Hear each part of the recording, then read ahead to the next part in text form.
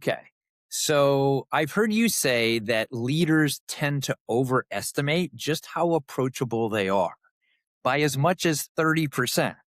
So tell us a little bit more about what that looks like. So, if I were to ask if your team could rate your approachability from 1 to 10 anonymously, what would they say?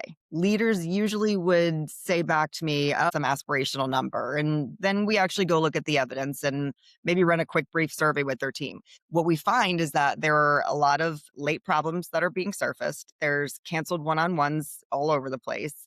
There's the Mhm. same few talkers, people that speak up at every single meeting. And so, in that case, the reality is usually a fewer points lower than that aspirational score they would give themselves. So what you're saying is look at the evidence.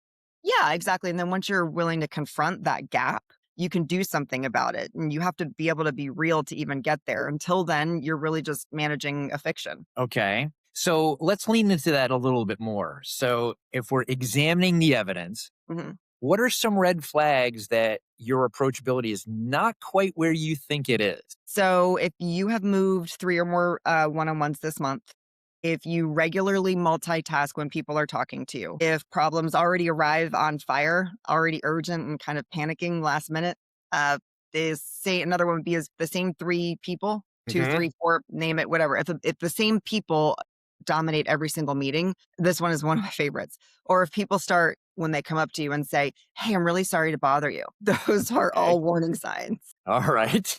So even if one or two of these exist for maybe someone who's listening to us right now, Mhm. that may be an area to focus on, right? Yeah, one or two of them feel really uncomfortably familiar. It's not a Comfortably personality quirk. familiar. Yeah, uncomfortably familiar, like a little cringe factor there. Like, yeah, that's probably me. Yeah. Okay. In that case, what we wanna underscore here is that it's not a personality quirk, right? It's a leadership pattern. I've had a lot of leaders come back and say, "Well, my team knows that if they really need me, they know how to get me." And so then they think that they can move the one-on-ones around because they're accessible, and that's one of those things where that's not actually true, and it's not just acceptable because it's you and you think they know you to be able to do that. You're not signaling those patterns and that psychological safety with predictability and behavior then. Okay. Makes sense. Goes back to the consistency thing we talked about a Mhm. few moments ago, right? Yeah. Okay.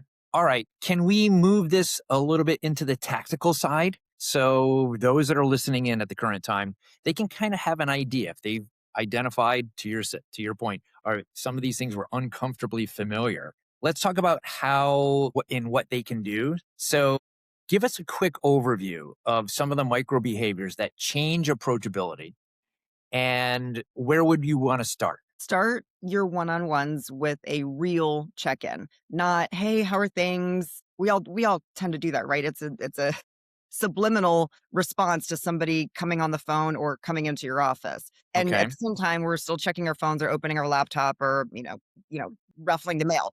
Point being, you want to ask a specific human question and then listen. So, for example, "Hey, you were quiet in yesterday's planning meeting. So, what's on your mind about the Q4 roadmap?" Then shut up. Give it 30 seconds. Let them roll. And that would be something that's specific where you're really trying to make an authentic connection, not just a, "Hey, how's it going" on a surface level. So you're not just gathering data, you're actually saying to someone, I see you and I hear you. Yeah, and remember that the whole point of this is that every signal that you give in conversations and opportunities like this, it's a signal that earns you trust. And that trust is what gets you truth later on when it matters most.